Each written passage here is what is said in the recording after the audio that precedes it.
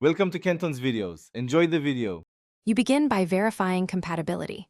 Check the A3 model year and update the MMI system if available, because software mismatches block CarPlay. Next, plug a known good Apple-certified Lightning cable into the car's USB-A or USB-C port. Damaged cables cause intermittent handshakes. On your iPhone, enable Bluetooth and Wi-Fi, unlock the device, and stay on the home screen so the car can detect permissions. Once done, the MMI will prompt pairing or show the CarPlay icon. Proceed to accept on both screens. Now complete the handshake inside the MMI. Choose the phone or CarPlay option from the MMI menu and follow prompts. This step registers the iPhone with your vehicle.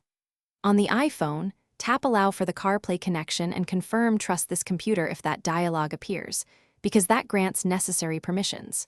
For wireless CarPlay, enable Bluetooth and Wi-Fi and select the vehicle under Settings General CarPlay. Then tap the vehicle name and allow pairing. Make sure Do Not Disturb or Restrictions aren't blocking CarPlay.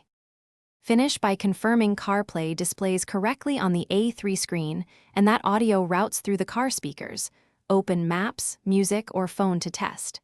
If something fails, first reboot the iPhone and power cycle the car. A simple reset often clears handshakes. Next, try a different certified cable or the vehicle's other USB port, because ports wear out. Also verify iOS and MMI firmware are current and turn off VPNs or content restrictions that can prevent CarPlay from initializing. This fixes most stubborn cases. Thanks for watching. Consider subscribing if we helped you.